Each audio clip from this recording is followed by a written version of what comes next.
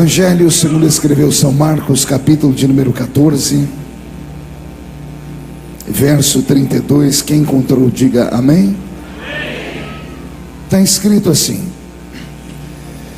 e então foram a um lugar chamado Getsemane, e ali chegados, disse Jesus a seus discípulos: assentai-vos aqui enquanto eu vou orar. E levando consigo a Pedro, Tiago e João, começou a sentir-se tomado de pavor e angústia, e lhes disse: a minha alma está profundamente triste até a morte, ficai aqui e vigiai.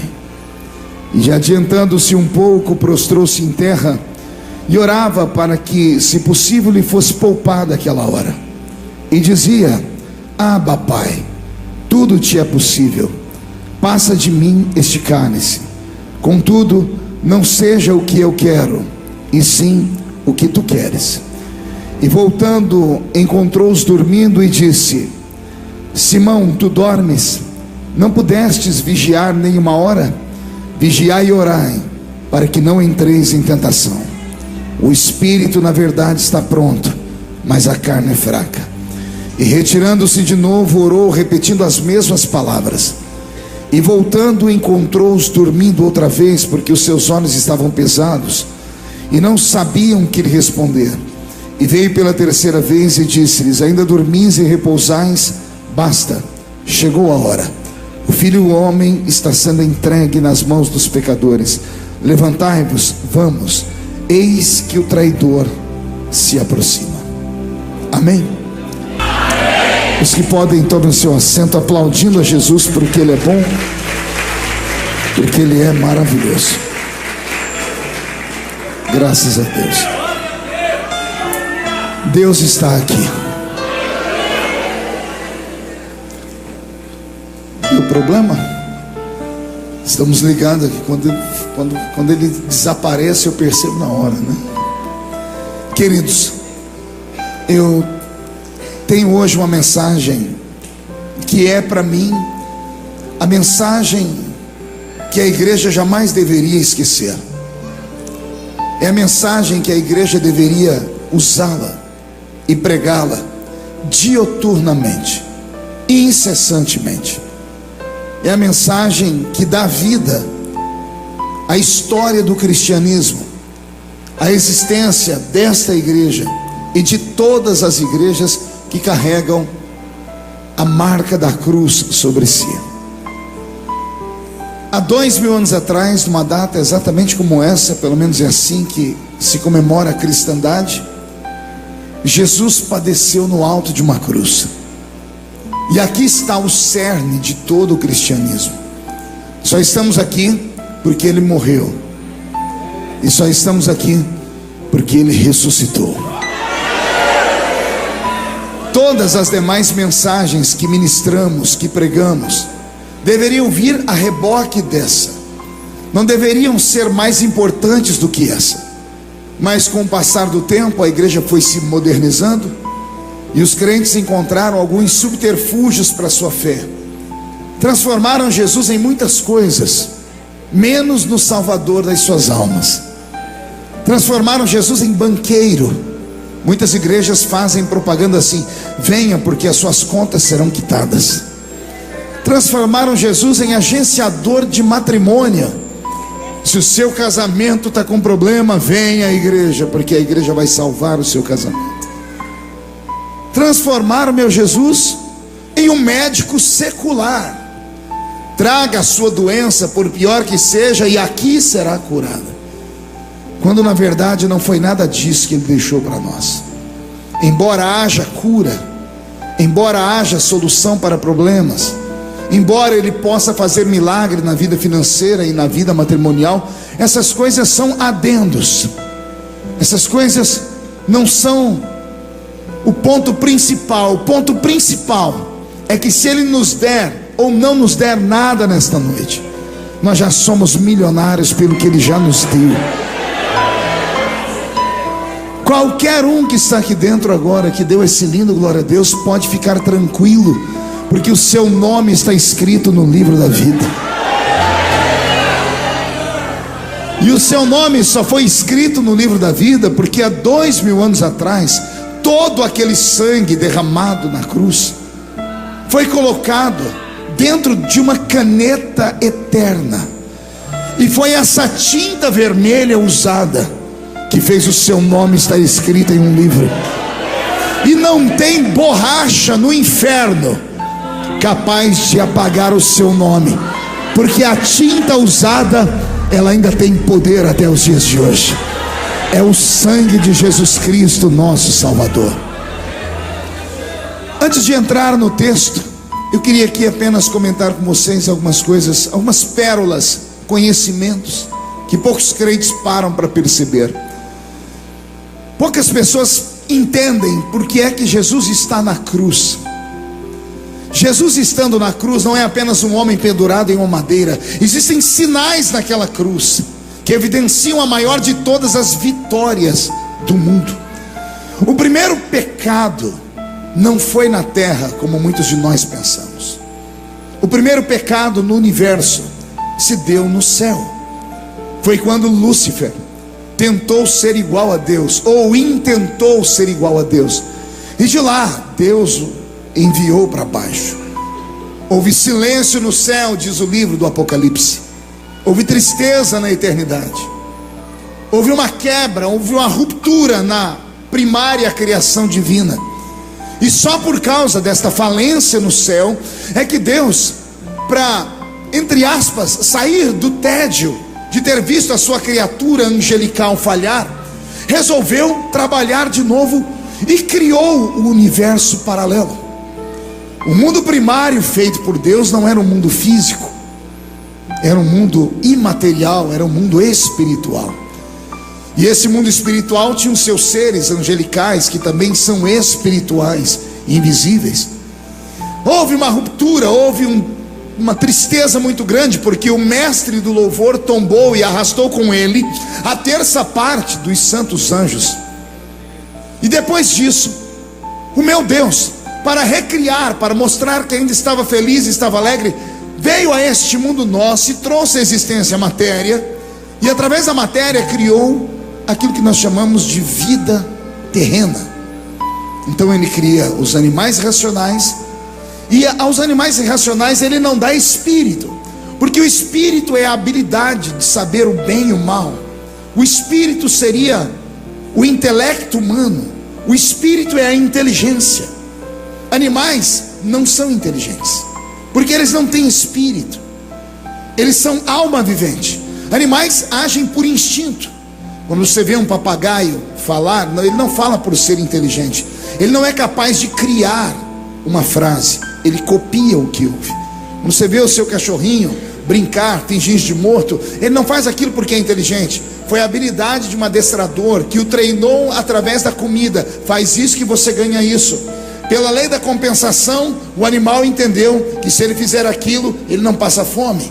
Então isso não é intelecto, isso é instinto. Os animais não pecaram, porque eles não tinham inteligência. Então veio Deus e criou a raça humana.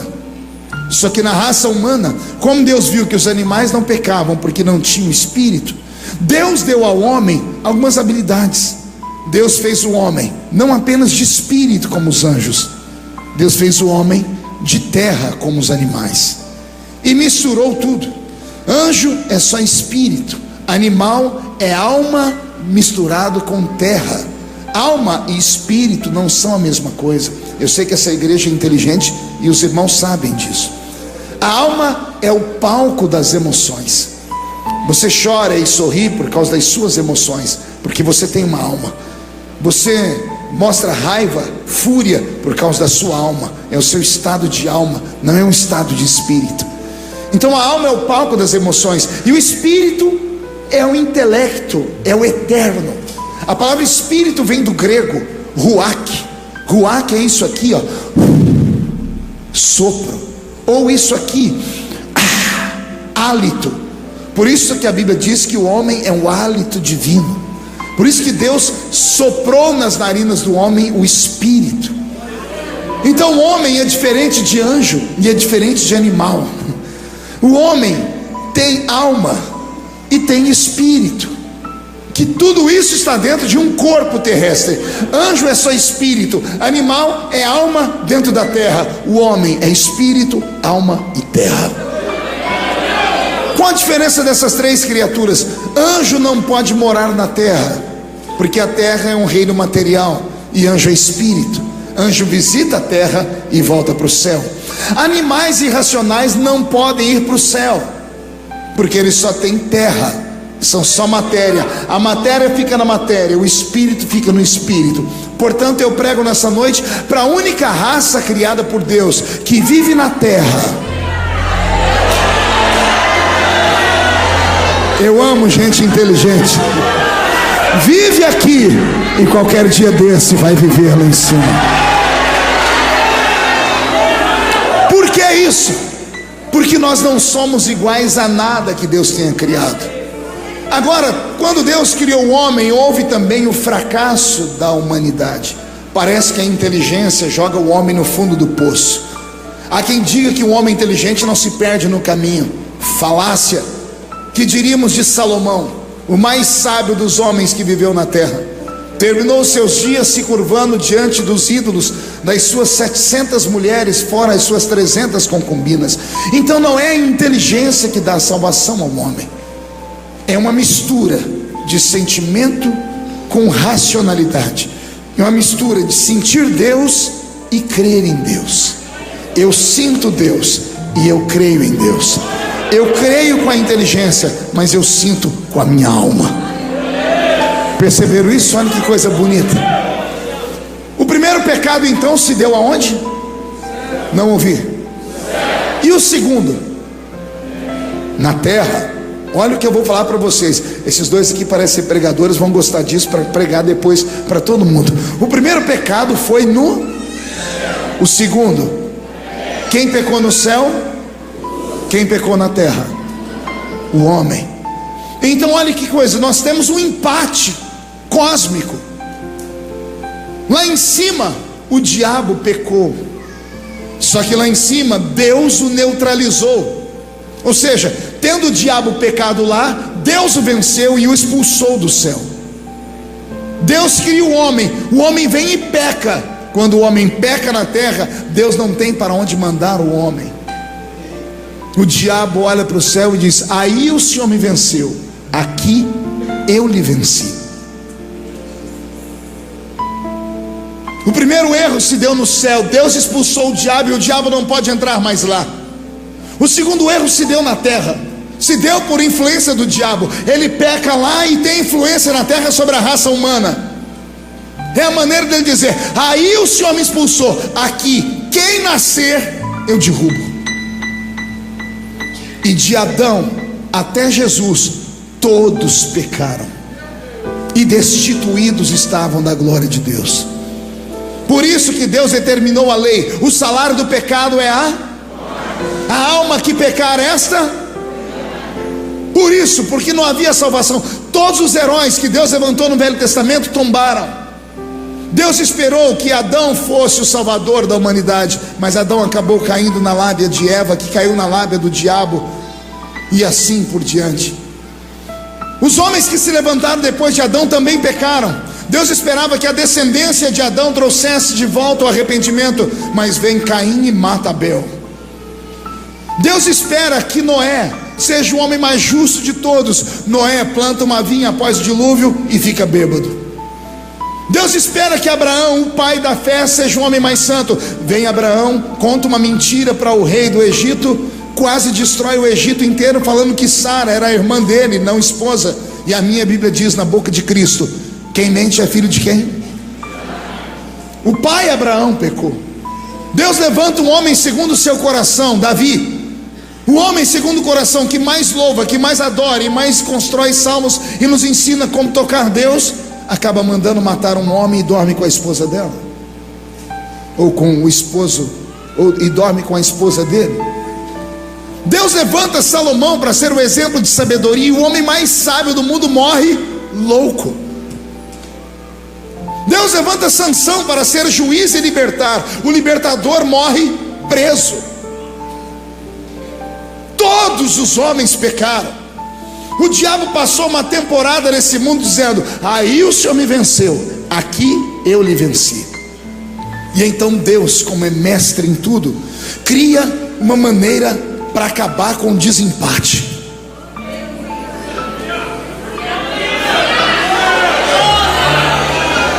Se houve um pecado no céu e houve um pecado na terra, só tem um lugar onde essa batalha pode ser vencida. Pergunte para mim: onde, pastor?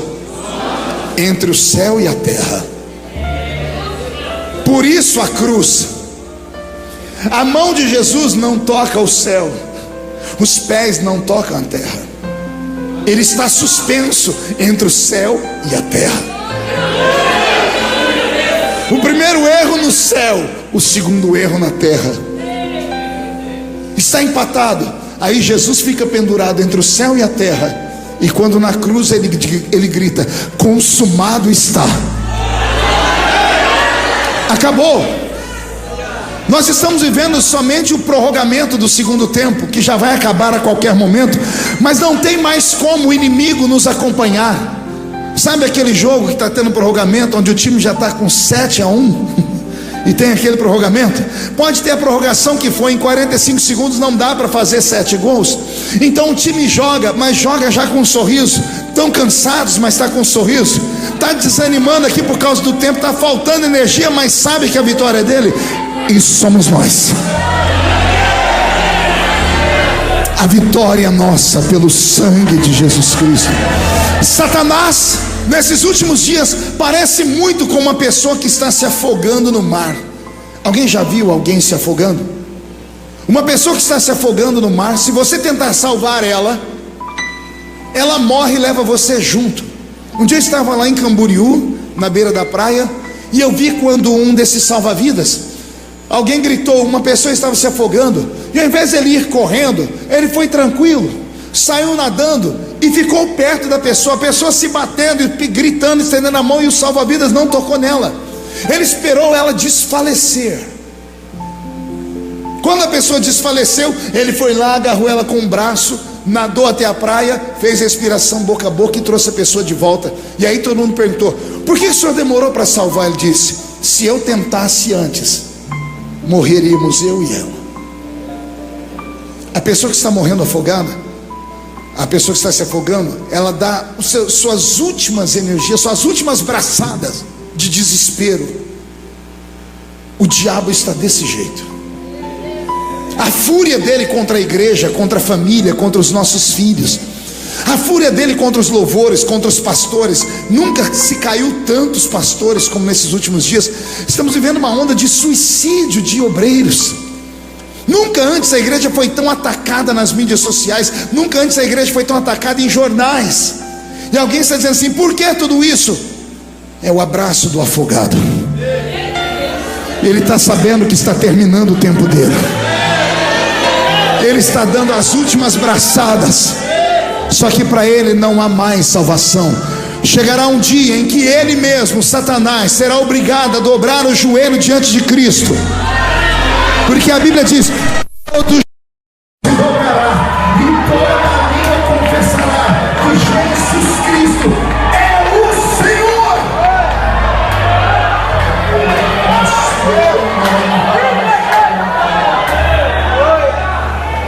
Então grave isso que eu te disse aqui. Já houve o desempate. Não há possibilidade de perdê-los. Não perca a sua salvação por nada. Não deixe nada nem ninguém roubar a sua salvação. Pastor, mas e o pecado? O pecado já foi crucificado na cruz. E as falhas foram crucificadas na cruz. Mas não tem mais nem menos. O mundo antigo, através de uma religião muito antiga, tinha uma forma de oprimir os homens e as mulheres. Era dizer para eles que os seus pecados eram tão vins que eles não mereciam andar de cabeça erguida pela terra. Há 30 anos atrás, quando eu ia para a igreja, o pior culto para mim era o culto de ceia. Pergunte por quê? Era um culto em que a gente ficava morrendo de medo de levantar alguém e entregar os nossos pecados. Tinha aquelas profetas que dava até medo. Quando levantava no canto, a gente já corria para o altar para pedir perdão. Nos ameaçavam. O culto de ceia devia ser o culto mais mais alegre da igreja, e para mim era o culto mais pesado. Por quê? Porque eu pecava. Pastor, o senhor parou de pecar? Não, porque eu sou ser humano. Pecar faz parte da minha natureza.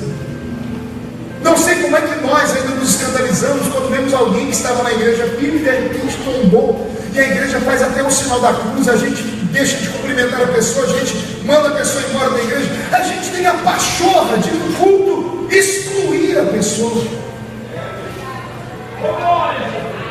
Um bando de gente suja excluindo o mal lavado.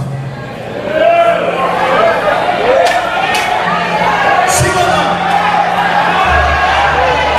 O que está sendo excluído, ele só está sendo excluído porque ele teve a infelicidade das pessoas descobrirem o pecado dele. Alguém descobriu, alguém contou, a internet contou, a mulher abriu a boca, alguém aconteceu do pecado dele ser exposto. Aí um monte de gente que tem pecados piores, só que não tiveram o infortúnio das pessoas descobrirem a sua vida. Levanta a mão e diz assim: nós vamos te excluir em nome de Jesus. Eu estudei a Bíblia desde a minha infância. Eu li a Bíblia inteira a primeira vez, eu tinha 9 anos de idade, quando eu li ela de capa a capa. Era a Bíblia Ave Maria, porque eu era coroinha no catolicismo. De lá para cá eu tenho lido a Bíblia mais de 30 vezes de capa a capa. E eu ainda me assusto com a salvação. Porque quando eu me converti, me deram uma lista de coisas que eu tinha que fazer para ser salvo. Aceitei Jesus como Salvador. Pergunte: por que o senhor aceitou, pastor? Porque me enganaram.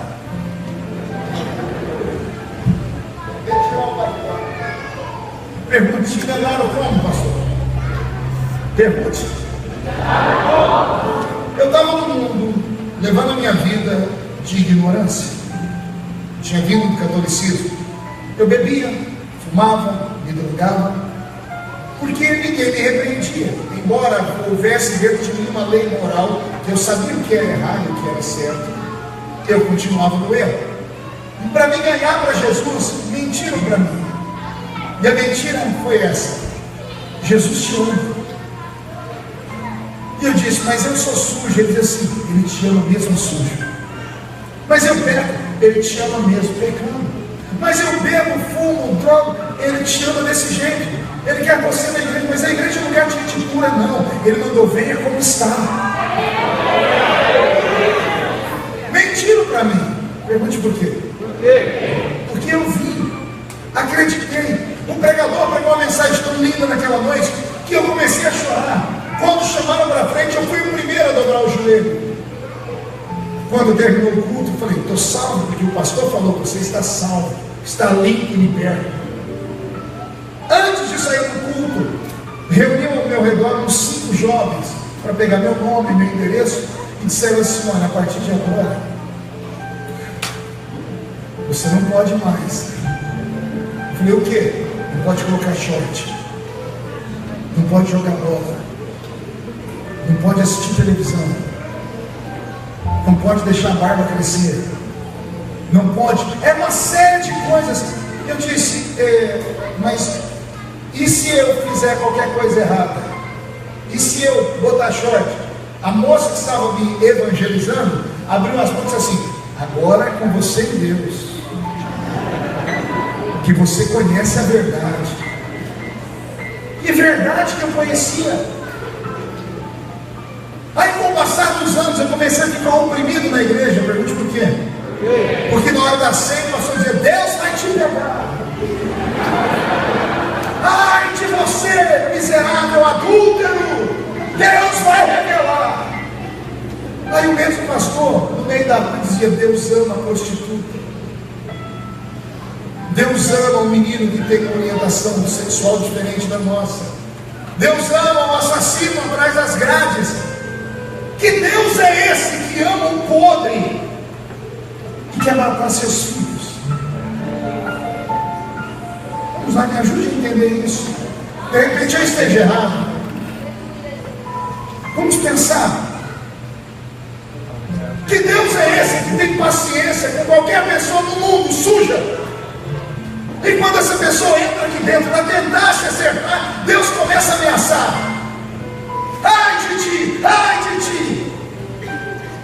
com todo respeito, o meu Deus não é esse Deus que me ensinaram.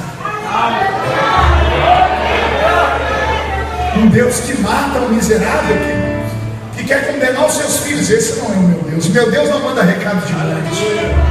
Quem manda recado de morte é Jezabel. O meu Deus manda recado de vida. Eu venho numa pregação contrária dizer que o mais fraco aqui dentro, o mais fraco, aquele crente capena, aquele crente domingueiro, aquele crente Raimundo, lembra? Um pé na igreja e outro no mundo. Eu estou para dizer para vocês que o mais fraco aqui é mais forte do que qualquer demônio do inferno. E eu ainda acredito em cultos como esse, porque antes do culto terminar, aquele que está com um pé lá fora e o outro aqui dentro pode ser alcançado pela graça, e o Espírito pode trazê-los de volta, e eles podem se converter de verdade. Igreja não é um lugarzinho onde se amontou os santos. Igreja é igual curva de rio. Tudo que não presta vem para cá. Estou mentindo, bispo? Estou falando errado, não, apóstolo? Ou não? Olha a pessoa que está do seu lado agora. Dá um sorriso para ela. Diz boa noite para ela. Olhou essa criatura? Ah, se você tivesse meia hora para sentar com ela, para ouvir ela falar do passado dela. Você não sabe, mas tem gente aí do seu lado. Se você conhecesse a vida dela, você te segurava a bolsa do colo e agarrava. É sério. Essa carinha de santo aí, essa auréola na cabeça, tudo isso aí é por causa do sangue. É o sangue de Jesus que cai sobre nós e nos dá. Posso continuar, pastor? Eu nem li, nem preguei o que eu vim preparado para uma coisa, ó Deus falando outra. Falando sobre a Santa Ceia, quais são os elementos da ceia? Não vi? São dois. Não ouvi? Pão e vinho. O pão é símbolo do quê? Do corpo de quem? E o sangue? E o vinho? Símbolo do sangue de quem? Pois bem, esses são os elementos. Algumas igrejas impedem os crentes de tomar ceia. Por quê? Porque eles caíram, tombaram em pecado. Está certo isso? Pastor, está escrito: aquele que come e bebe indignamente, come e bebe para a sua própria. Só que o versículo não termina aí. Mas todo crente só lê o versículo até aí. Aquele que come e bebe indignamente, come e bebe para a sua própria condenação. O versículo não termina. O versículo diz: não discernindo o corpo do Senhor. Aqui está o segredo. Quem é que come e bebe indignamente? Aquele que come e bebe sem saber o que está fazendo. É aquele crente que participa da ceia correndo, não vê a hora de acabar a ceia, vai para casa assistir o Big Brother. É aquele crente que antes de comer fica olhando de lado para ver se o irmão do lado pegou a ceia. Porque se o irmão não pegou, ele está lascado. Em menos de 2 semanas a igreja inteira vai saber, porque aquela irmã vai contar para o marido, vai pedir assim. Aí aquele marido vai falar: irmão, vamos orar pelo fulano de tal, por quê? Porque ele não tomou ceia. Atrás do esconderijo da oração vem a hipocrisia, e todos nós acabamos julgando uns aos outros. Comer e beber indignamente é comer e beber sem saber o que está fazendo. Quer ver como nós erramos? Pergunte como, pastor? O pão representa o corpo. E o que é o corpo de Jesus? O corpo representa a carne. E a carne é a maior inimiga do ser humano. Todos os nossos pecados se dão através da carne. E o que não vem através da carne, vem através da química, que também são matérias. Pecados de pensamento, de atos, tudo se dá na carne. É a carne que nos condena. Sabendo Deus que não havia nada para nós fazermos para mortificar a nossa carne, o que foi que Ele fez? Ele se encarnou. Ele se encarnou para provar que é possível ser homem e não pecar. Porque se o salário do pecado é a morte, o dom gratuito de Deus é a vida. Quem peca morre. Só não pode morrer quem não peca. Por isso que todos estão condenados. Existe alguma coisa que o homem possa fazer para ser salvo? Só há uma coisa. Pergunte o quê? Crer. Crer que Jesus morreu e ressuscitou. O apóstolo Paulo diz: a salvação não é por obras, para que ninguém se glorie. Ele está dizendo assim: você não pode se salvar.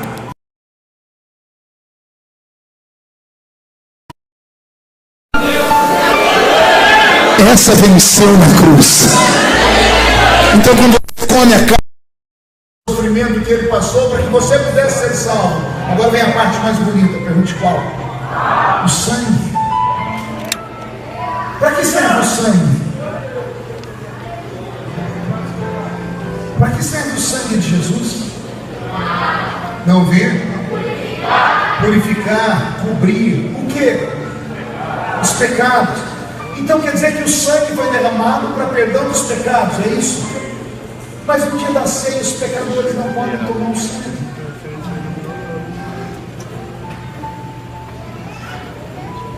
Como é que o pecador vai ser salvo? Como é que ele vai ter os pecados dele perdoados se ele não participa do sangue? Para a morte. E eu cometi o adultério, não há perdão para mim. E se não há perdão, não faz sentido viver. Ele se matou. Sabia disso? Sabia que existem igrejas que têm o pecado para a morte? É um pecado que não há perdão mais. Se a pessoa cair em adultério. Mas isso se a pessoa for batizada naquela igreja. Isso porque qualquer pessoa de outra igreja que for para lá, o batismo é anulado.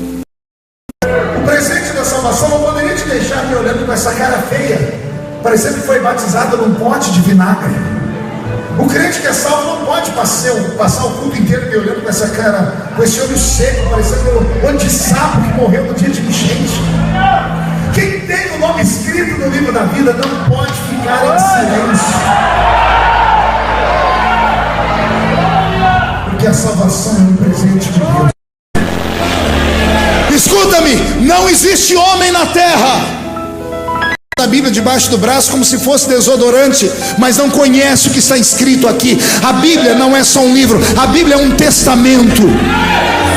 Aqui está escrito todos os seus deveres. Quem conhece passa por cima do diabo. Quem conhece a Bíblia não tem Zé Pilintra, Zé Pilantra, Chucaveira, Branca Rua, Preto Velho que cruze o caminho e roube a sua salvação. E se tem alguém que acredita nisso, dá um grito para rodar atrás.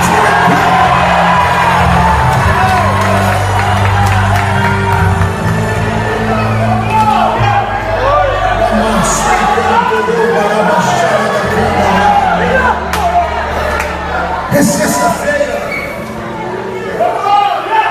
O texto que eu li fala dessa mesma sexta-feira, 2000 anos atrás. Uma sexta-feira esquisita e estranha. Atenção no que Jesus falou. Quando ele agarrou o pedaço de pão, arrepiou todo mundo. Acabou a ceia. Ele nem percebeu que os outros pararam de comer para olhar ele. Quando terminou isso, aquele silêncio mórbido, e todo mundo esperando Jesus se levantar para ir embora, ele não se levanta para ir embora, porque ele tinha que levantar primeiro para os outros irem dormir. Aí Jesus faz uma coisa que ele nunca tinha feito antes. Pergunte o quê? Ele diz assim: gente, vamos cantar um hino. Ah, como eu queria saber a letra daquela música. Já imaginou? Se a gente soubesse a letra do hino que Jesus cantou naquela noite, bispa, A Bíblia fala dos salmos de Davi, a Bíblia fala do cântico de Miriam, a Bíblia fala do cântico de Débora, do cântico de Moisés, do cântico de Maria, o Magnificat, o cântico de Isaías. Tem tanta música na Bíblia, por que é que não tem a música que ele cantou no dia em que ele foi traído? Como eu queria saber que letra era aquela, porque foi aquela música que preparou ele para encarar o que vinha para frente. Mas eu tenho aqui um pensamento, pergunte qual. Ele, quando Deus no céu disse a um homem: se a sua alma está triste, cante, para se alegrar. E agora ele, como homem na terra, quer experimentar a receita que ele ensinou ao homem, porque a alma dele está triste. Então ele canta um hino. Terminaram o hino, todo mundo está esperando ele chamar eles para irem dormir, porque todos os dias ele mandava eles ir dormir e ele ia orar sozinho. Jesus nunca levou ninguém para orar com ele em 3 anos e meio de ministério. Mas nesse dia ele se levanta e diz assim: vocês podem orar comigo? E começa a me emocionar. Pergunte por quê?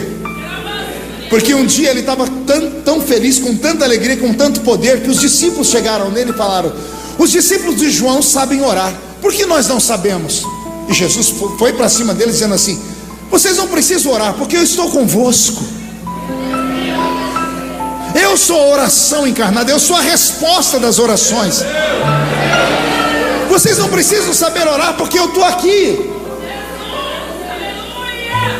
Só que nesse dia ele olhou para ele e disse assim: eu não sabia que tem vezes na vida que não dá para ir sozinho. Tem dia que a gente tem que levar alguém para orar com a gente. E ele pede oração para os discípulos: podem orar comigo? Eles saem em número de 12. Mas quando eles chegam lá no Getsemane, Jesus vai contar, só sobrou 3. 9 se perderam pelo caminho. Judas foi vender Jesus. Os outros ficaram com medo de ver o coração dele aflito, porque Jesus sempre os salvou, e agora eles viram não um Cristo Deus que anda em cima do mar, não um homem que diz ao morto: sai da tumba, não um homem que grita com o vento: acalma-te, vento. Eles agora veem um homem que está precisando de oração, que está aflito, que diz que vai ser traído. Eles fogem. Pedro, Tiago e João ficam. Eles até tentam orar, mas não dão conta. Pergunte por quê? Eles não sabiam orar. Jesus disse que eles não precisavam orar, ele estava com eles. A única oração que eles conheciam era a única oração que eles fizeram naquela noite: a oração do Pai Nosso. E a oração do Pai Nosso, quando feita muito rápido, não dura 1 minuto. Eles acabaram de orar. Jesus disse assim: vocês não podem orar nem 1 hora comigo? Eles oraram 60 segundos, Jesus queria 60 minutos. Por que Jesus queria que alguém orasse com ele? Ele queria barulho, porque toda pessoa que está angustiada e aflita, ela precisa gritar. Como foi que nossas igrejas cresceram antigamente? As pessoas vinham para a igreja e gritavam. Nossas orações, quando você grita, você exala o seu sofrimento, você manda para fora tudo que está te atormentando. Os psicólogos dizem que pessoas tímidas sofrem o risco de ter um infarto do miocárdio a qualquer momento, porque elas vão retendo, vão guardando tudo que tem, ficam quietas, vão para um canto. O expansivo não sofre tanto medo assim, porque ele põe para fora. É aquele que bateu, levou. Você deu, ele devolve. A pessoa que só recebe, uma hora, ela é como uma ogiva nuclear, mais cedo ou mais tarde vai explodir. Jesus naquela oração queria gente orando, porque ele queria que as vozes dele se confundissem e ele pudesse gritar naquela noite, mas fez-se silêncio no Getsemane.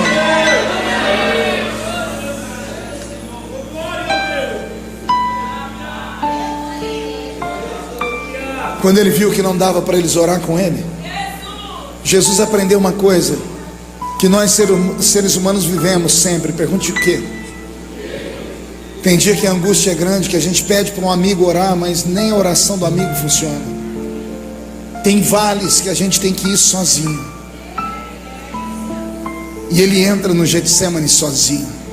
Quando eu digo sozinho, eu digo em ipsis literis, eu digo, ele foi sozinho de verdade. Nenhum anjo acompanhou Jesus ao Getsemane. Aliás, Deus transformou o Getsemane naquela noite numa grande arena. Deus e o diabo se reuniram naquele jardim antes de Jesus chegar. Fizeram um pacto. O pacto foi esse. Deus diz ao diabo: eu não ajudo ele, e você não atrapalha ele. A decisão que ele vai tomar nesse jardim depende só dele. Não pode ter interferência, nem minha, nem sua. A escolha de ir para a cruz era de Cristo, e somente de Jesus. Ninguém podia interferir naquela história. Jesus chegou no jardim, nem os grilos faziam barulho, nem os pássaros piavam. O vento não ousou soprar naquela noite, e por isso a agonia bateu no coração dele. Ele se sentiu solitário. E não bastasse isso, o que era uma bênção virou uma maldição. Pergunte o que? O lado divino dele sempre foi bênção, porque quando o lado divino dele aparecia, ele curava, andava em cima das águas, tudo que eu citei. O lado divino que foi bênção, naquele dia foi ruim, porque o lado divino dentro dele fazia ele enxergar antes da hora, por curiosidade, o que iria acontecer. Ele viu antes da hora o beijo de Judas. Antes de acontecer, ele enxergou o esbofeteamento do soldado, a cuspideira no rosto. Pior, ele sentiu as chibatadas antes da hora. Ele sentiu os pregos antes da hora. Como Deus, ele viu o futuro, e o homem sentia tudo. O corpo dele se desequilibra e ele soa gotas de sangue. A gente sempre fala do sangue derramado na cruz, né? A gente nunca fala do sangue do jardim. O primeiro sangue que Jesus derramou não foi na cruz. O primeiro sangue foi no Getsemane. Você sabe o que significa a palavra Getsemane? Getsemane significa prensa de óleo. No jardim do Getsemane se plantavam as oliveiras. O fruto da oliveira, a vide, era pegado, era colocado dentro de uma morsa e era espremido. O fruto da oliveira é espremido 7 vezes. A primeira vez que é espremido, que sai a primícia, o primeiro óleo, aquele óleo era entregue no altar. Ele era o óleo mais puro. O óleo mais puro era pego pelos aldeões e levados no altar em oferenda, em sacrifício, em oferta, porque era o óleo mais puro. Era com esse óleo que acendiam as lamparinas do templo.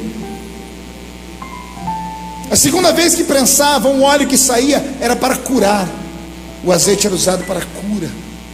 E do terceiro em diante era usado para comida, etc, etc. Olha como tem mensagens escondidas na Bíblia. O primeiro sangue que ele derramou foi no Getsemane. O fruto da oliveira foi exprimido pelo peso dos nossos erros. Aquele primeiro sangue não foi para nós. Aquele primeiro sangue foi uma oferta no altar, dizendo: o primeiro sangue meu é teu, Pai. Ele se levanta daquele jardim depois de fazer um grito, e esse grito só vem porque o lado divino também ajudou. Porque se eu disse que ele enxergou a cruz antes da hora, se ele sentiu a dor antes da hora, e por isso ele suou gotas de sangue, antes dele sair correndo de medo, porque ele faz uma oração de medo. Alguém lembra da oração dele? Se possível for, passa de mim este cálice. Isso é medo. Quando Jesus dá esse grito, bispo e apóstolo, o inferno e o céu se sacodem. Demônios estão prontos para dar um grito de vitória. Os anjos estão desesperados. Deus não pode interferir, o diabo também não, porque Jesus disse: se for possível, passa de mim esse cálice. É Jesus dizendo: tem outro jeito, tem outra maneira que não seja a cruz. Mas a Bíblia já havia dado a ordem: só há perdão de pecados se houver derramamento de sangue. Hoje no almoço a minha filha mais velha me fez uma pergunta teológica. Ela anda assistindo uma série na Netflix que chama Lúcifer. Fizeram uma série na Netflix que é um capeta tão bonzinho. Ele cansou de ser capeta. E ele veio para a terra e diz: não, eu não sou tão ruim desse jeito não. Aí, olha só como é que o inferno é. Aí minha filha falou: papai, por que o diabo não tem perdão? E se ele se ajoelhar hoje diante de Deus? Se ele falar: eu me arrependo dos meus pecados, Deus perdoa ele ou não? Olha que dúvida. Olha a igreja em silêncio. Deu até para ouvir assim, ó, cri, cri, cri, cri. Está vendo como a gente acha que sabe e não sabe muita coisa? Por que o diabo não tem perdão? Simples. Só pode haver perdão contra a santidade de Deus se houver um sacrifício de vida. Porque um pecado contra Deus é morte. O diabo pecou contra Deus. Para ele ser perdoado, alguém teria que morrer por ele. Mas ele pecou em espírito. Ele não tinha carne. Ele pecou num corpo eterno. Não tem como um espírito morrer por um espírito. Por isso não tem perdão para ele. Aqui vem a bondade de Deus. Tem gente que lê a Bíblia e acha que Deus está com raiva de Adão e Eva. Quando Deus expulsa Adão e Eva do jardim, quem já leu na Bíblia assim? E apareceu uma espada sem apoio da mão de homem e começou a girar ao redor da árvore da vida, para que ninguém tocasse a árvore da vida. Olha, o desespero de Deus foi tão grande, que quando Adão e Eva pecaram, porque haviam duas árvores no jardim especiais, a árvore do conhecimento do bem e do mal, que foi a que Adão e Eva pecaram, comeram, e a outra era a árvore da vida.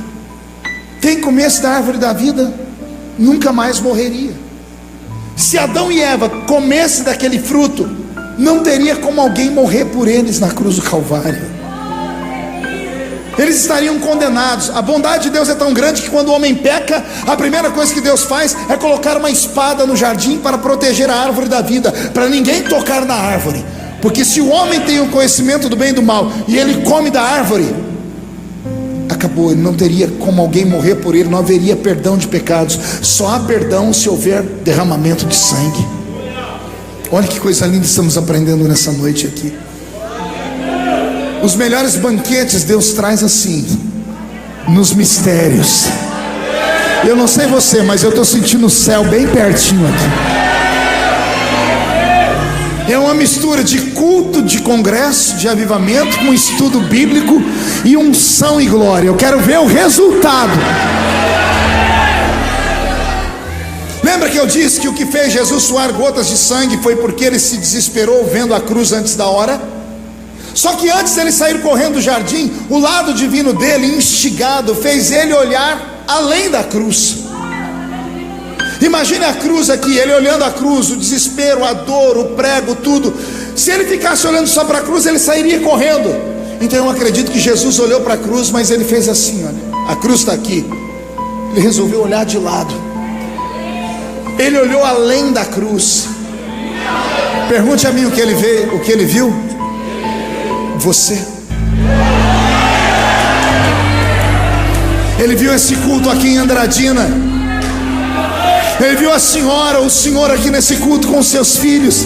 Ele viu você dando glória a Deus, chorando, agradecendo. E por sua culpa ele levantou e continuou a oração dizendo: todavia seja feita a sua vontade, não a minha.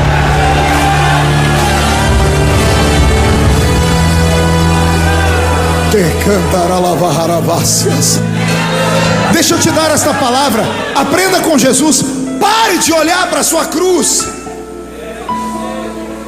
Olha além dela. Não olha só o que você perdeu por estar na igreja. Olha o que você vai ganhar. Não olha a sua dor agora, olha o futuro.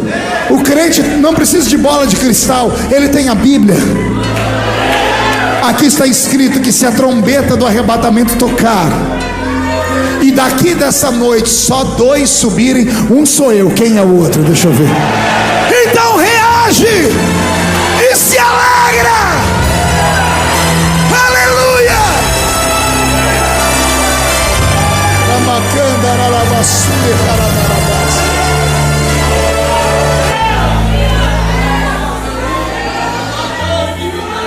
Quem olha para a cruz,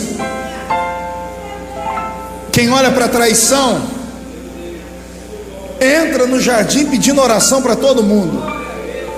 Mas quem enxerga além da cruz, sai do jardim dizendo assim: não puderam orar comigo nenhuma hora? Agora não precisa mais, porque a carne é fraca, mas o espírito está forte. Ele levanta todo mundo e de repente alguém grita: Senhor, os homens estão vindo ali para te prender, vamos fugir para cá. Ele diz: não, estão vindo aonde? Ali, então é para lá que eu vou. 5 minutos antes ele estava com medo, 5 minutos depois só ele encarando os inimigos, e o povo, e ele ainda grita: a quem procurais? E eles: a Jesus. Diz: sou eu. Um dos evangelhos diz que quando ele gritou isso, todo mundo caiu no chão, porque ele não gritou como um homem, ele gritou como ele gritou nos ouvidos de Moisés: Senhor, quem me mandou falar com o faraó? Eu sou eu sou eu. Olha que coisa bela. Eu amo tanto Jesus,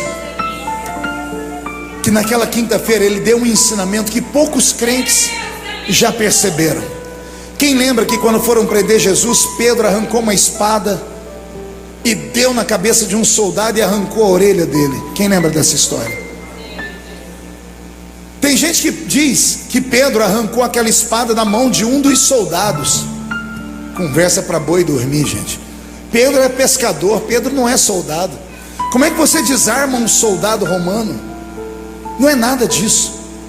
Aquela espada sempre esteve na cintura de Pedro, desde que ele era pescador, que ele usava para guardar dos piratas que roubavam os peixes quando eles chegavam na praia.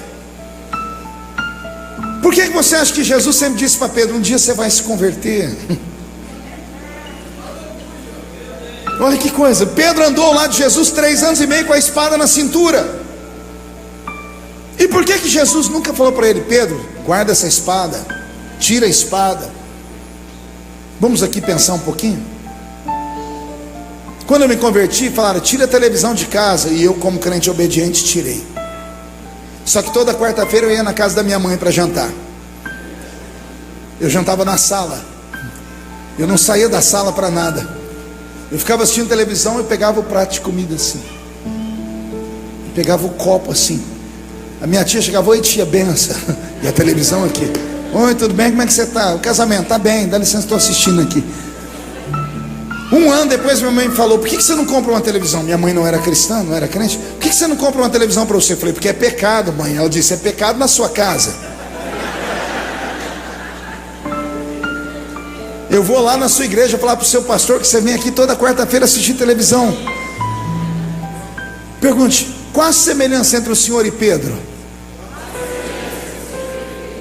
É que nós dois tínhamos uma espada na cintura. Agora pergunte: qual a diferença? É que me mandaram tirar a espada da cintura. Eu tirei a espada da cintura, tirei a televisão da minha casa, mas eu nunca tirei a televisão do coração. Jesus nunca falou para Pedro tirar a espada da cintura, porque Pedro ia tirar, mas ele nunca ia arrancar do coração. A religião tenta fazer o papel de Deus: pare com isso, com aquilo, e está errado. Quem faz a mudança é Deus. Quem convence o homem da justiça, do pecado e do juízo? O Espírito Santo. E o Espírito Santo vos convencerá do pecado, da justiça e do juízo. Pedro pegou aquela espada e tentou dar na cabeça do soldado. O soldado se esquivou e arrancou a orelha. Quer ouvir um ensinamento lindo? Caiu no chão naquela noite, no meio do escuro, uma orelha. Sim ou não? Eu fui estudar aquela história e eu chorei, porque aquele guarda, diferente do que eu disse no início, que todo mundo pensa que era um guarda pretoriano, e não era. Aquele guarda era um guarda do sacerdote. Anás e Caifás, que eram sogro e genro, mandaram a sua escolta prender Jesus. Aqueles soldados eram soldados sacerdotais. Soldado sacerdotal só podia ser de uma tribo levita, os levíticos. Os levitas eram que cuidavam do santuário, cuidavam do altar, da guarda. Quem tocava em sacerdote era levita. Aquele guarda, que naquela noite Pedro arrancou a orelha dele, ele era um levita, e era um guarda de Caifás. E como ele estava cometendo um crime, porque Jesus foi preso à noite, julgado à noite, sem direito a ninguém o defendê-lo. Aquele soldado era cúmplice de Caifás, e ele só fez isso porque Caifás fez uma promessa para ele. Pergunte qual? Um dia você vai ser sacerdote também. Porque todo levita sonhava em ser sacerdote. Ele começava como escriba, escritor, como guarda do templo, mas no final ele podia chegar à estatura de sacerdote. Só que o livro de Levítico, quando fala de sacerdote, diz assim: o sacerdote não pode ter defeito nos pés, nas pernas, nos braços, nos olhos, na língua, não se escandalize, na bolsa escrotal. E o sacerdote não podia ter defeito no nariz. Quem já leu isso na Bíblia? O sacerdote não podia ter defeito na orelha. Vamos aprender com Jesus? Pedro arrancou uma orelha, só que quando aquela orelha caiu no chão, não caiu uma orelha, caiu um ministério, caiu um sonho, caiu um desejo. Porque tanto é que o soldado não rebate Pedro. Poderiam ter juntado e matado Pedro. Quando ele perdeu a orelha, o soldado ficou tão sentindo a dor, mas mais que a dor, a angústia, porque ele viu cair no chão a entrada para o sonho dele. E quando Jesus viu aquilo, olha o que meu Jesus faz. Ele vai lá no chão e cata a orelha. Ou será que ele catou o ministério? Ou será que ele catou um sonho e ele devolveu para o lugar? Era a maneira dele dizer: comigo ninguém perde. Era a maneira dele dizer: ainda que você me toque, eu não tiro o ministério que eu te dei. Olha o que Deus está dizendo. Por isso que a Bíblia diz que no ungido só Deus toca. Só Deus toca. Só Deus toca.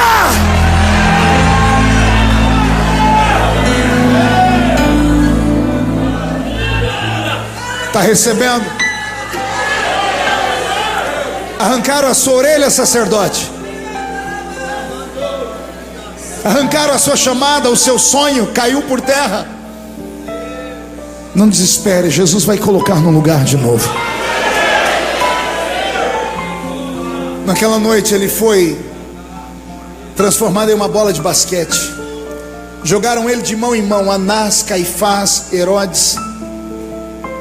Terminou na mão de Pôncio Pilatos. Pilatos, não encontrando defeito nele, mandou espancá-lo.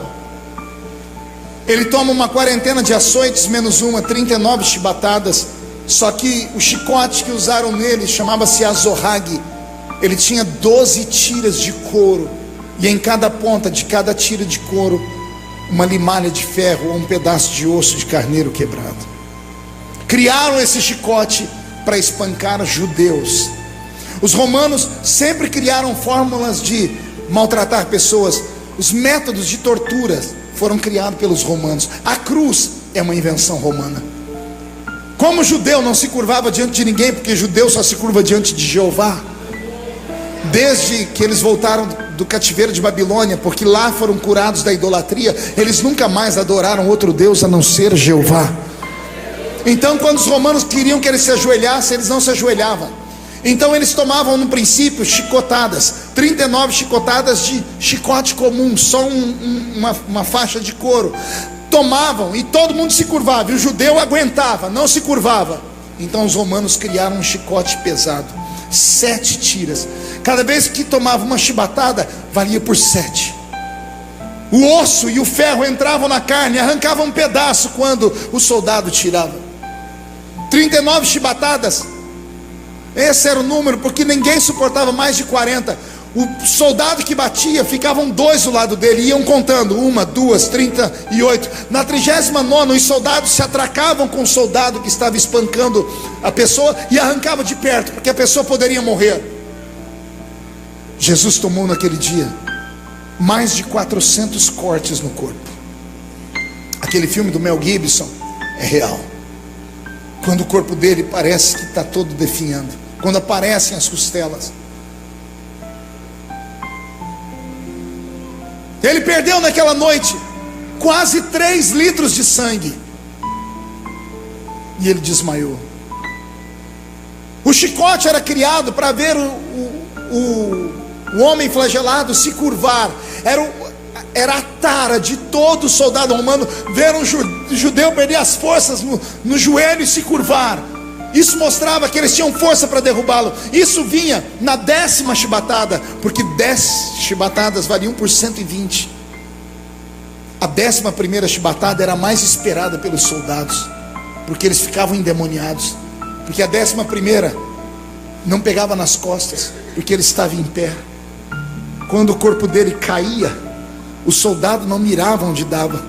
A 11ª chibatada pegava no ombro e no rosto e no pescoço. E sabe o que mais me choca? É que a Bíblia diz que ele não abriu a boca dele para reclamar. Como uma ovelha muda.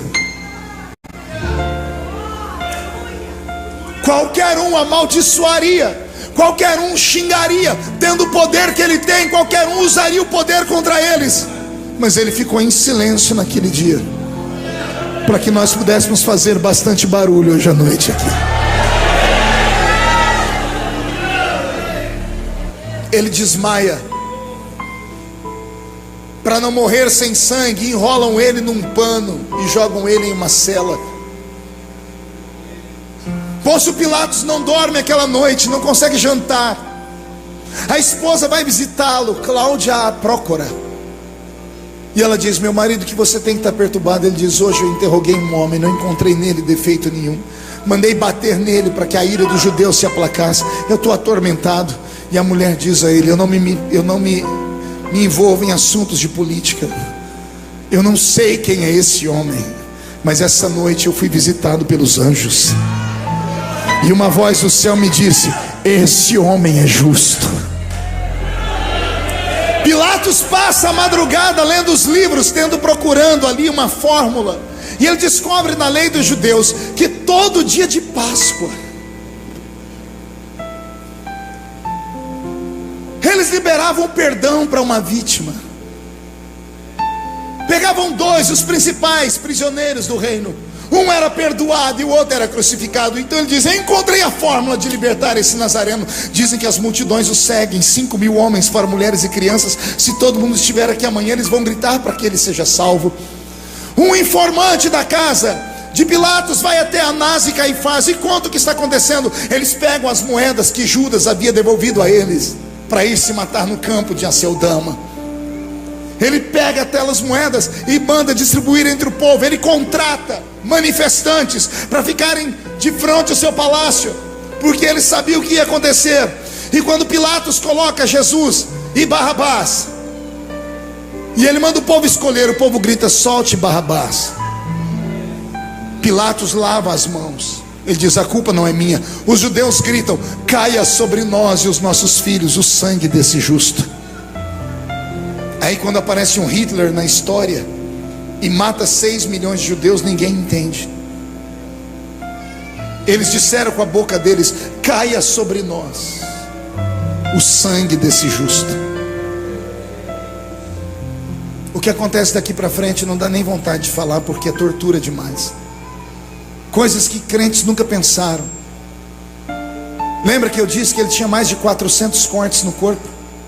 Lembra que eu disse que ele foi embrulhado em um pano? Ele desmaiou, então não tomou café da manhã, não jantou aquela noite. Ele perdeu 3 litros de sangue. Os soldados agora vão vesti-lo a rigor para ser crucificado.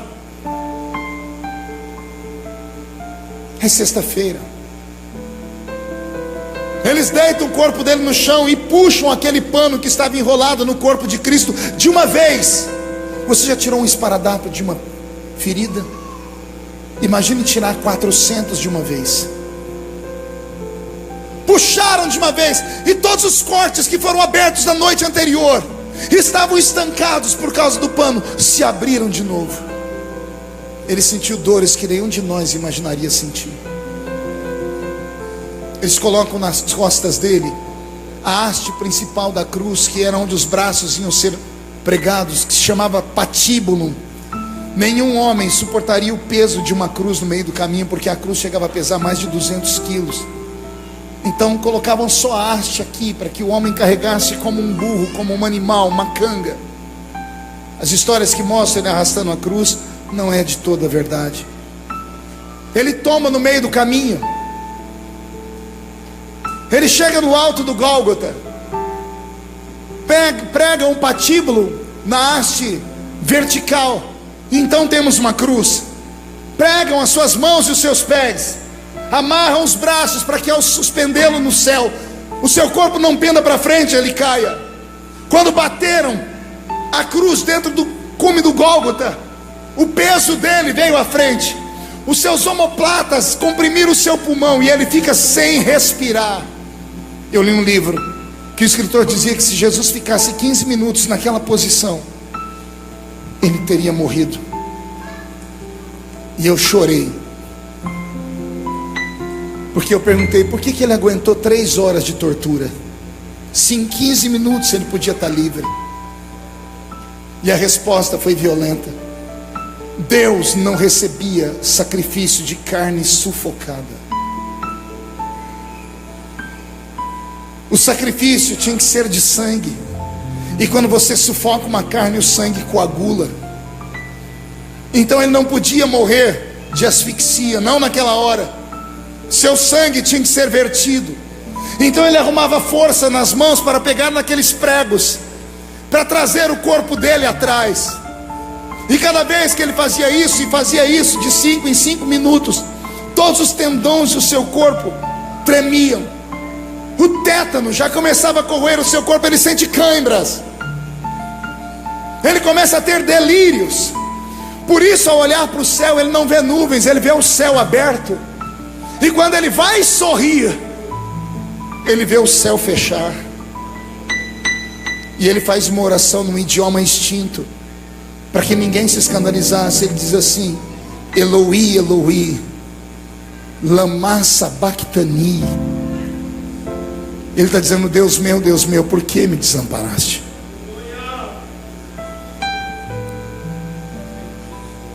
Há 2 anos atrás, uma sexta-feira como essa, senhoras e senhores, o astro-rei perdeu a alegria de existir e se escondeu. O vento soprou forte naquela montanha. Ele travava uma guerra entre a vida e a morte, pela minha vida e a sua. Tinha um problema naquela cruz. Pergunte qual. Tem alguém que nunca pecou. E se tem na cruz alguém que nunca pecou, a lei proíbe esse homem de morrer, porque o salário do pecado é a morte. Só morre quem peca, e quem não peca vive. Jesus pecou, então ele não podia morrer. Quando alguém te falar na escola que Deus está morto, dê de dedo no nariz da pessoa dizendo: é mentira. Quando alguém te falar que a morte matou Jesus, dê de dedo no nariz da pessoa e diga: mentira. A morte não matou ele. Ela tentou, mas não deu conta. O apóstolo Paulo contou para nós como foi. A morte chegou naquela cruz e viu Jesus no meio. Ela levantou a sua foice, chamada de aguilhão, e ela tentou cortar o fio de prata, porque a Bíblia diz que o que segura o homem nesse mundo é um fio de prata. A foice da morte tinha o poder de cortar o fio de prata. Ela levantou e bateu no peito de Jesus, só que do jeito que bateu, ela voltou. A foice quebrou. O fio de prata de Jesus foi mais forte que a foice. Pastor, o senhor é louco? Não, vou deixar Paulo contar para nós. Primeira carta de Paulo aos Coríntios, capítulo 15. Paulo está pregando numa igreja como essa, e lá fora ele vê o espírito da morte, e a morte faz assim para ele, ó: você, depois do culto eu vou te matar. Qualquer um fugiria dela. Paulo não fugiu da morte. Ele olhou para ela, encarou e disse assim: ó morte, ó morte, cadê o teu aguilhão, ó morte? Cadê a foice? Onde está o teu aguilhão, ó morte? E Paulo grita: travada foi a batalha na cruz, e a vitória é nossa pelo sangue de Jesus. A vitória é nossa. A morte não matou ele. A morte, todas as vezes que chega, ela leva a pessoa, ela toma. Quando chegou a hora de Jesus morrer, ele disse assim: ninguém me toma, eu me entrego. E detalhe, nas suas mãos. Não é na sua mão, morte. Porque todo homem que morria, a morte pegava o espírito dele e levava ou para o seio de Abraão ou para o Hades. Quando Jesus vai morrer, ele diz assim: não é na sua mão, na sua mão, ó Pai, eu entrego, ninguém toma, eu entrego o meu espírito. E a Bíblia diz: e tendo dito isto, expirou. Expirar é fazer assim. Pergunte para mim, o que aconteceu quando ele expirou? O que estava dentro dele saiu. E quem é que estava dentro de Jesus? O Cristo. Quando a gente ouve falar Jesus Cristo, a gente pensa que Cristo é sobrenome, e não é. É Jesus, vírgula, o Cristo.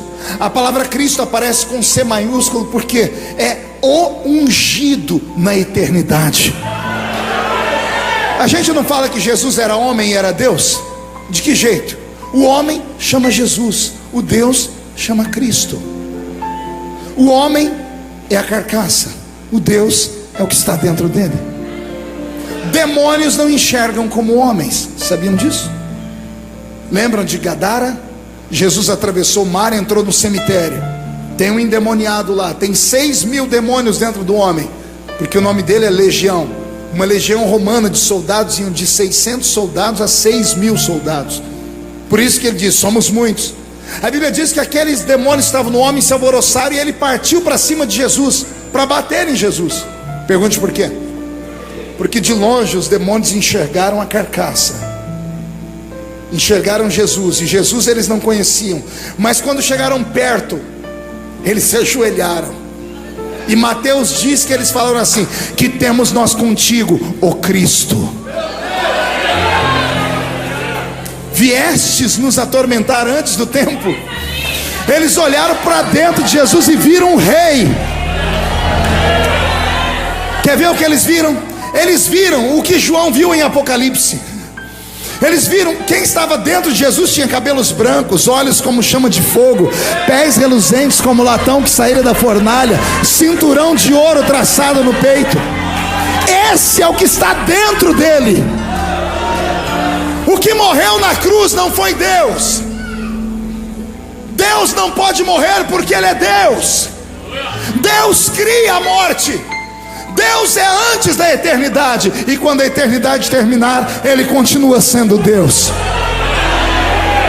Não tem como mensurar Deus. O salmista foi tentar falar sobre Deus, ele se atrapalhou todo. Pergunte por quê? Ele disse assim: Deus, quando quer olhar os céus, Ele se inclina. Alguém entendeu a filosofia do salmista? Não. Só crente espiritual entende, mano. Quando você quer olhar o céu, você olha para onde? Para cima. Olha o salmista dizendo: quando Deus quer olhar os céus, Ele se inclina. Deus é maior que os céus, é maior que a terra. Quem morreu na cruz foi a carcaça. E quando Jesus expirou, quem saiu dele foi o Cristo, que eu acredito que olhou para baixo e disse assim: Jesus, fica tranquilo, daqui 3 dias eu volto para te buscar. O corpo de Jesus é arrancado da cruz, é colocado na sepultura de José de Arimateia e fica 3 dias lá. Nesses 3 dias houve um colapso no inferno. Pergunte por quê? Morte e Satanás estão reunidos. Para onde foi o corpo do homem? Para onde foi o espírito do homem? Para onde foi a alma dele? O que aconteceu? Todo espírito vai para a sua mão, a morte. Ela diz, mas esse é diferente, porque esse nunca pecou. Nesse período de 3 dias acontece um fenômeno que só quem estuda a Bíblia com apreço vai descobrir. Jesus vai ao inferno e toma da mão do diabo e da morte a chave do inferno e da morte. Ele toma a chave do inferno e a chave da morte. O inferno seria o lugar onde estão os condenados para sempre. A morte seria o seio de Abraão, onde estavam reservados aqueles que um dia seriam salvos. Jesus toma a chave da morte e a chave do inferno, e ele vai no inferno e no seio de Abraão, e ele abre todas as sepulturas, e ele prega o evangelho a todos os que morreram antes dele. Porque se Jesus não prega o evangelho a todos que morreram antes dele, haveria uma injustiça, porque nós somos salvos e os que morreram antes não. A Bíblia diz que ele, tendo morrido, desceu às partes mais baixas e trouxe consigo um cativeiro. Quem são esses do cativeiro? Todos os que morreram antes dele. Jesus foi ao seio de Abraão e pregou, mais ou menos assim. Ele está com a chave da morte na mão. Ele vê lá uma plaquinha escrito Daniel. Ele abre a porta e abre assim, sai, vamos embora, Daniel. E Daniel diz, quem és tu, Senhor? Eu sou aquele que fecha a boca dos leões. Ele abre outra plaquinha escrito Sadraque, Mesaque, Abidnego, Ananias, Misael e Azarias. Ele abre a porta, sai para fora. Quem é o Senhor? Eu sou aquele que caminho no meio da fornalha e não deixo queimar. Ele vai lá no escrito Ezequiel, sai para fora, Ezequiel. Quem és tu, Senhor? Eu sou aquele que mede o rio do avivamento. Jacó, sai para fora, Jacó. Quem és tu, Senhor? Eu sou aquele que te deixei aleijado da coxa. Eu sou o eterno, sou eu. Todos saiam. Ele trouxe consigo um cativeiro. E chega domingo, oh glória. É domingo de manhã, pastor Roberto. Quando eu era menino, a gente cantava uma música assim: é madrugada do terceiro dia, um novo amanhecer, ao mundo começa a nascer. Lá no sepulcro, onde o corpo jazia, não há mais corpo algum. Um vivente entre os mortos surgiu. 2 varões com roupas resplandecentes anunciam que o Mestre ressuscitou. E Maria e as que lá estavam com ela começam a gritar: Jesus vive, Jesus vive, Ele vive, Jesus vive, ressuscitou, Jesus vive. Vamos cantar. Ele vive, Ele vive, Jesus vive, ressuscitou. De novo, Jesus vive.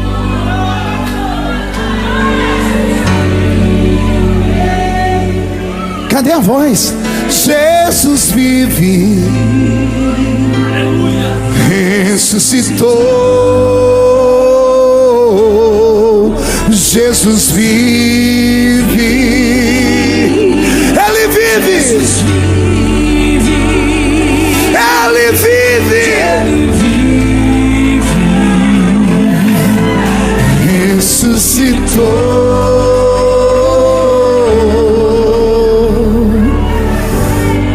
estás vivo, Pai. Mostra ao seu povo nesta noite que todos os homens e mulheres que reconhecem a sua morte e a sua ressurreição não podem morrer jamais, e que nada no tempo presente se compara à bênção que há de vir no futuro. E eu profetizo em nome de Jesus que nessa sexta-feira haverá um milagre te acompanhando até a sua casa, até a sua família. Eu profetizo um reboliço de Deus acontecendo na sua casa. E de hoje até domingo, assim diz o Senhor, haverá uma ressurreição na sua história, uma ressurreição de sonhos, de ministério, de saúde, de casa, de família. E se tem alguém que acredita nisso, adore Ele.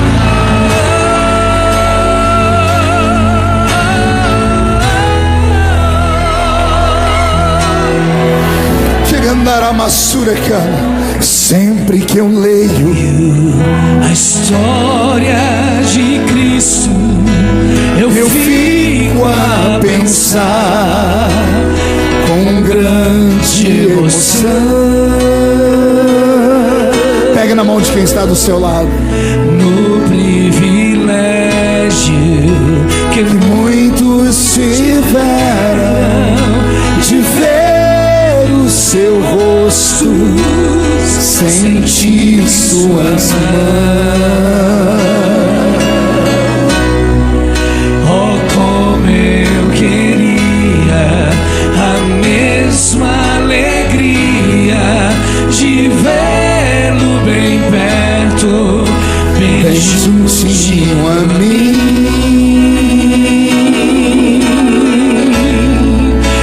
Olhar em seus olhos, adore, serenos e meigos. Oh, como eu seria tão feliz assim.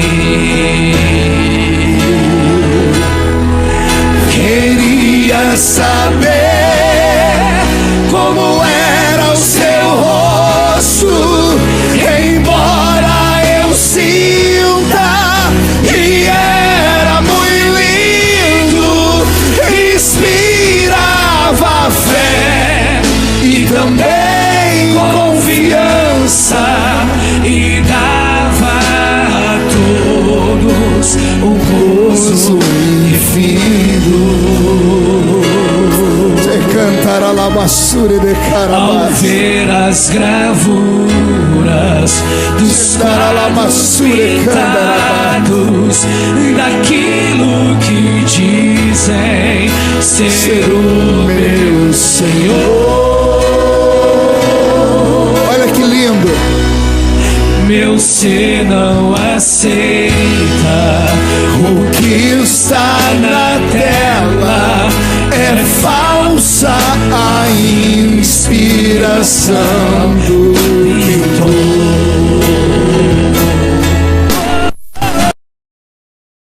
Eu não creio num Cristo vencido, cheio de amarguras, semblante de dor. Eu creio num Cristo de rosto alegre. Eu creio no Cristo que é vencedor.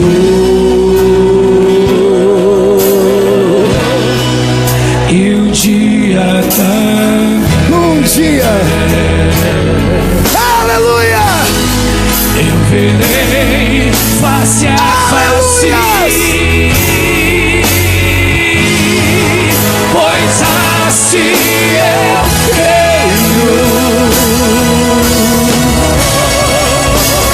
Pela minha fé,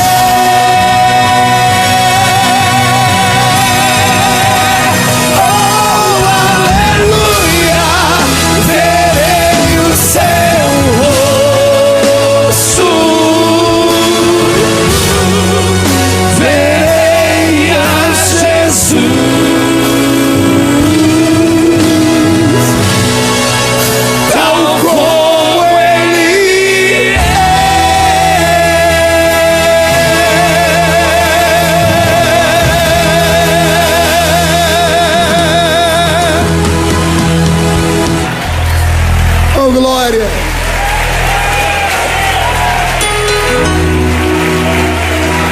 Incline a sua cabeça.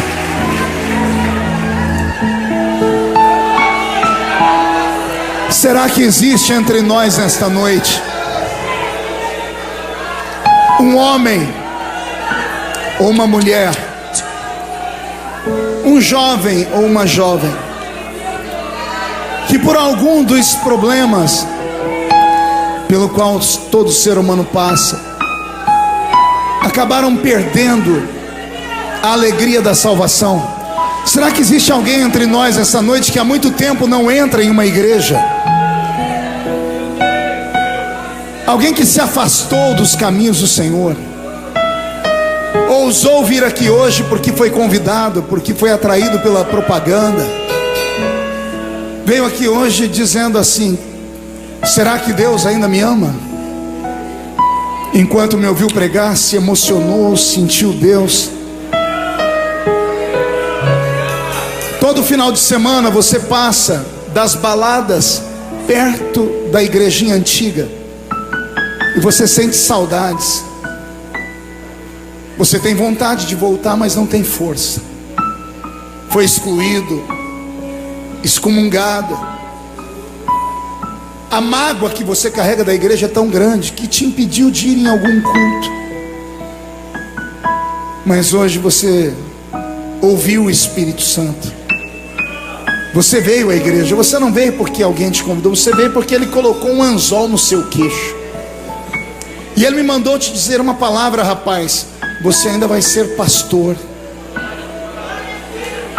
A senhora vai ser uma grande mulher de Deus, uma obreira, uma pastora ainda. Hoje ninguém dá nada por você, mas Ele que fez a promessa me trouxe hoje aqui só para te dizer: eu nunca te expulsei da igreja. Quem te mandou embora foram os homens. Que mal que eu te fiz para você me deixar, para você me abandonar? Eu vou pedir para que a igreja incline a cabeça. Se você tiver coragem de voltar nessa noite, sair de onde você está e vir aqui perto de mim,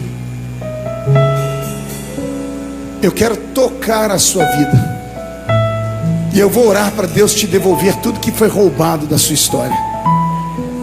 Pastor, mas se eu for aí na frente, que vão falar de mim? Quem fala de você não paga as suas contas. Quem fala de você não morreu na cruz do Calvário por você. Mas se você tiver coragem de vir, eu vou orar para Deus te dar de volta tudo que você perdeu. E quem viver verá, para ver o grande homem ou a grande mulher que você vai se tornar. A igreja está de cabeça baixa ainda. Eu estou esperando as pessoas. Abre o corredor para mim, essa câmera agora vai atrapalhar. As pessoas estão vindo. Sua morte ali na Se só ele viesse e ela, eu já estaria feliz. carregando a minha dor. Mas tem mais gente. Você Vem, se expôs por mim. vem.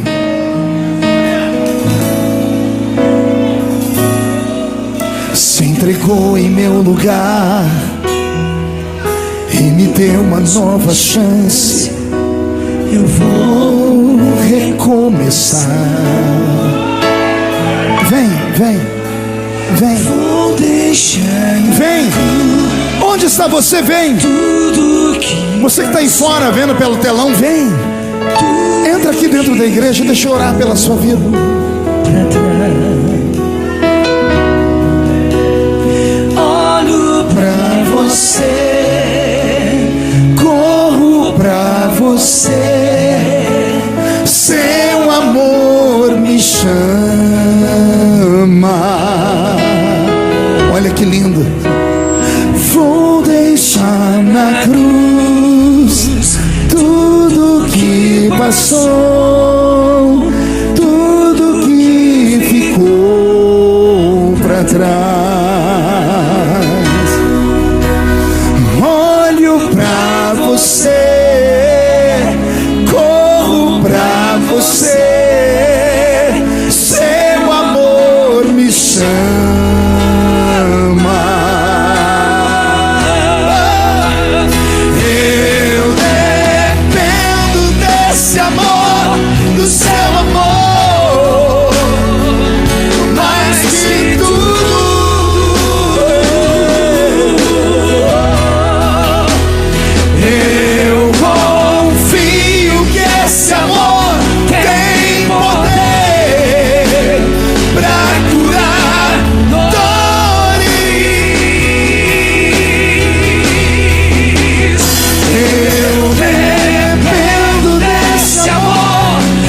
teu amor, mais que tudo.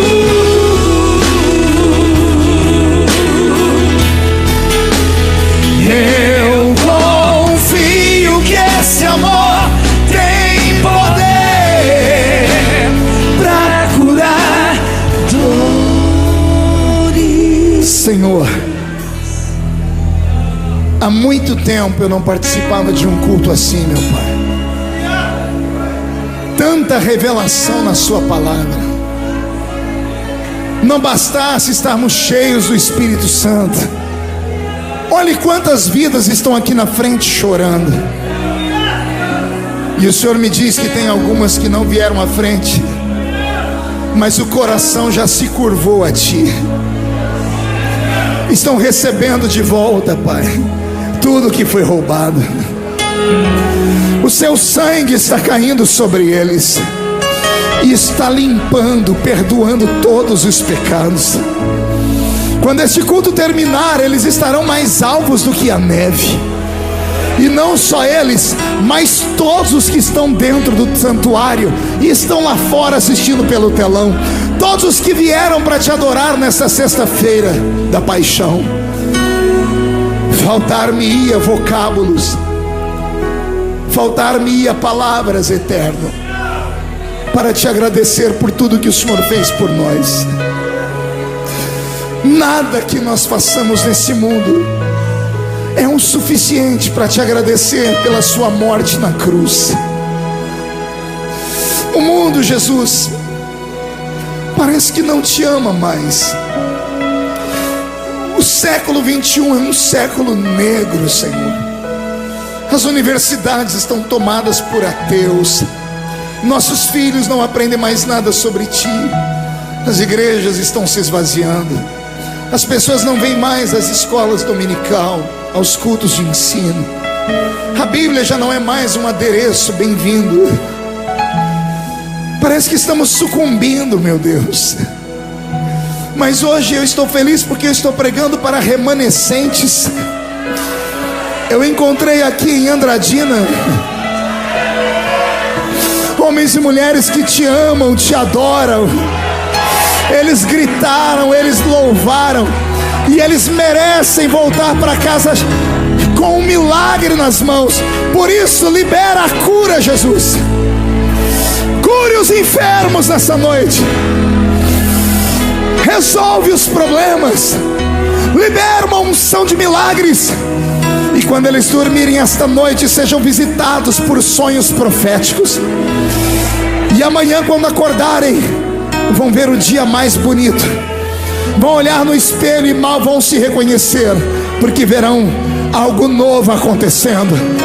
Que a ressurreição da Páscoa traga sobre todos nós um milagre eterno. Eu profetizo, Senhor, a bênção em nome do Pai, do Filho e do Espírito Santo. E todos digam: levante a mão direita para o céu comigo. Diga em nome de Jesus: todos os demônios que lutaram contra a minha vida, contra a minha família, contra a minha salvação, eu ordeno, venha para a palma da minha mão. Feche a sua mão. Eu vou contar até 3, você vai jogar no chão e vai pisar em cima. E você vai abraçar pelo menos umas 3 pessoas. E vai dizer a cada uma delas: não deixe ninguém roubar a sua salvação, porque Jesus está voltando. 1, você nunca mais será o mesmo. 1,5, sua família vai sentir orgulho de você de novo. 2, Andradina será chamada de terra do avivamento. 2,5, a sua casa será salva. Crê no Senhor Jesus. 3, jogue no chão, pise em cima, abrace as pessoas, abrace.